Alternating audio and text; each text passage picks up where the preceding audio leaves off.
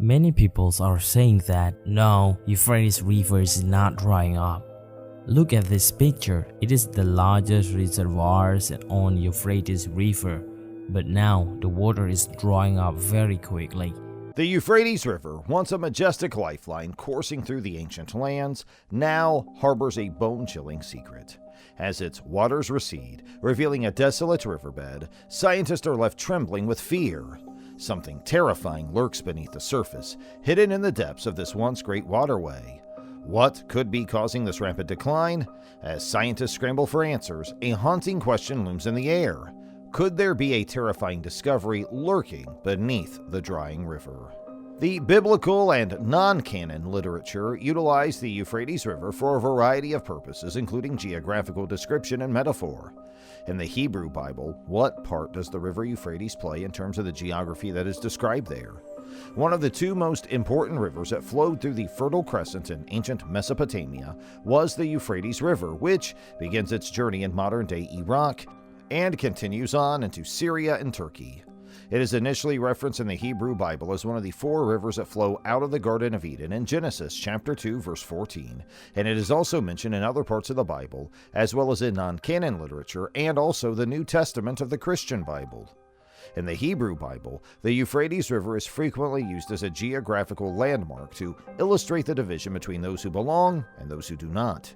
For example, in Genesis chapter 15, verse 18, God gives a covenantal pledge of land to Abraham. The country is drawn out with the river Euphrates as its eastern border, and following passages such as Joshua chapter 1 verse 4 reinforce these boundaries. Solomon views the Euphrates River not just as the border that was promised, but also as the actual political and geographical boundaries of his dominion. Jacob brings his new family over the Euphrates River to meet his parents and brother. This allows him to get away from his uncle and rejoin his tribe at the same time. After the Babylonian exile, the Euphrates is utilized as a literary border to represent the separation of the exiles from their country. This occurs after the destruction of the first temple in Babel. In the biblical text, the Euphrates is sometimes referred to as the river instead of its full name, for example in Josh chapter 24 verse 3 and Ezra chapter 4 verse 10. In what ways does ancient literature make use of metaphors involving the Euphrates River? In ancient writings, the Euphrates often functions as a metaphor in addition to its literal function as a barrier between geographical regions. This kind of thing happens rather frequently. Scholars of geography like Edward Soha point out that geography is not a category that is impartial or objective. Rather, it symbolizes the intentions and perspectives of the people who develop it, whether they are current or ancient. For instance, the book of Isaiah, chapter 27, has a promise from God that one day Israel will be reassembled from the Euphrates to the Wadi of Egypt. When we talk of Israel, we're referring to both the Israelites who got separated in Egypt and the tribes that got scattered along during the Assyrian conquest in the 8th century BCE. In this scenario, the Euphrates River serves not only as a physical barrier, but also as a temporal marker, that is, as a means to go through time and recover the lost Israelites. An idealized remapping of ancient Israel is presented in Ezekiel chapters 40 through 48. This remapping makes use of natural characteristics of the region, such as the Euphrates River, but reimagines them collectively as a future utopian ideal. In the same way that the Euphrates functions as a temporal marker in the prophetic literature, the river also functions as a barrier in time, marking the eschaton in some apocalypses written in the 1st century CE. In the book of Revelation, chapter 9, verse 14, it is said that 4 angels are held captive in the Euphrates River, but that they will be freed just before the end of the world. Another angel is going to cause the river to dry up so that the way of the kings of the east might be prepared, according to Revelation, chapter 16, verse 12. Additionally, the river is stopped in 4th Ezra, chapter 13, verses 39 through 47, when, at the eschaton, the lost tribes of Israel that are buried beyond the Euphrates will return to the land of Israel. This event takes place at the end of the age. According to 2 Bar 77, the lost tribes will continue to reside east of the Euphrates until the end of the world. Baruch sends messages to Jews in Babylon through conventional messengers, but also sends letters to Jews beyond the Euphrates through an eagle. These letters exhort Torah adherence in light of the impending eschaton. The usage of an eagle in a fanciful context draws attention to the fact that the bird of prey must travel across time in order to find the long-disappeared tribes. The Euphrates serves not only as a marker of the physical river, but also as a boundary of future periods, either in the form of an idealistic border or a temporal one. While the Euphrates will always be indicative of the actual river, it'll also function as a boundary of future eras.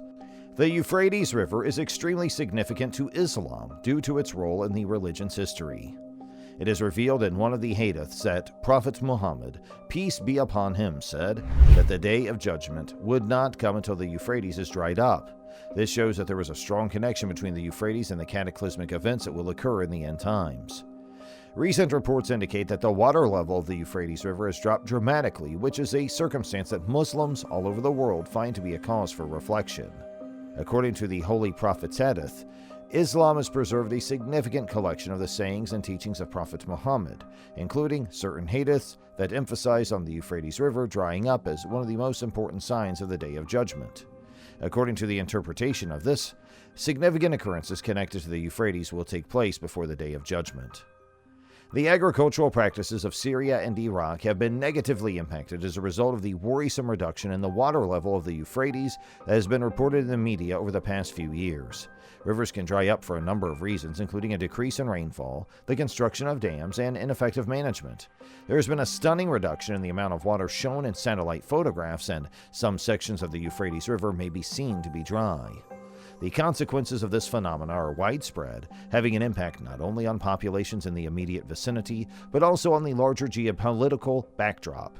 Because of the drying up of the Euphrates River, Muslims are made aware that the Day of Judgment is drawing closer than they had previously thought, and this presents them with an alarming scenario. Not only do Islamic teachings encourage followers to reflect on the indications of Qiyamah, but they also emphasize how important it is to concentrate on one's spiritual development, good behavior, and preparation for the afterlife.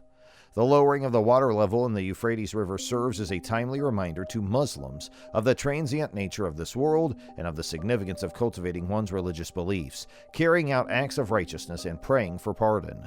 Muslims are able to work toward their goal of salvation and attain success in both this world and the next if they lead lives that are mindful and well prepared. The Tigris and Euphrates rivers, both of which originate in Turkey and flow downstream over the borders of Syria and Iraq, have developed into a significant problem that has an effect on the diplomatic relations between the three states. However, the people of Iraq have been harmed the most due to the water policies, since parts of the rivers in Iraq have been facing a drastic reduction in the water flows in recent years, writes Irkan Ayboya for Yeni Oskor Politika. The water policies have resulted in a drastic reduction in the water flows in certain parts of the rivers in Iraq. Despite the fact that the Turkey's irrigation and energy projects in the Euphrates Basin are not yet finished in their entirety, there's already been a 40% reduction in the amount of water flowing into Syria and Iraq. Historically, with the foundation of the Turkish Republic, these rivers became a shared resource between Turkey, Syria, and Iraq, which created the possibility for conflict among the three countries. The water problem has been slowly made worse over the course of several decades as a result of the widespread and contentious construction of dams and huge irrigation systems. Because of Turkey's increased consumption of river water, the water flow in other parts of the Tigris and Euphrates rivers has drastically decreased. The construction projects in Turkey are to blame for the drought in Iraq. The development of dams and huge irrigation systems in the region by Turkey and Iran, which has led to water shortages throughout the region, is a contributing factor in the escalation of tensions between the three nations. In recent years, the number of droughts that have affected the region of Iraq has grown, and the number of people in Iraq who are suffering as a result of these droughts has also grown. Alterations to the climate could potentially have the effect of permanently reducing the amount of precipitation, which could lead to significant armed conflicts in the distant future. The projects that Turkey is working on, such as the Southeastern Anatolia project, the unfinished irrigation and hydropower projects, and mega dam projects like the Itsu Dam, have led to severe shortages of water supplies and have had a direct impact in Iraq. In 1987, Turkey and Syria reach a compromise about the distribution of water resources. Turkey is committed to ensuring that Syria receives a minimum flow rate of 500 cubic meters per second. There's also an agreement about water sharing that was made between Iraq and Syria in the year 1990. However, there is still no significant agreement between Iraq and Turkey, which generates a tension with regard to water sharing policies that are in place in the region. Despite the fact that efforts to cooperate were undertaken in the 2000s, these have not yet resulted in a formal agreement over the management of water resources between Turkey and Syria. At the end of the year 2000, specialized teams frequently conferred with the relevant authorities in Turkey, Syria, and Iraq. Nevertheless, almost no progress has been made since then. When fighting broke out in Syria in 2011, Turkey made the decision to put an end to the diplomatic process. After the defeat of ISIS in the subsequent years, Iraq has been working to restore its relations with Turkey, particularly after 2016, and this effort has gained traction since then. Iraq withdrew all of its complaints against the Itsu Dam that was built in Turkey and resulted in a significant area being drowned by the water of the dam.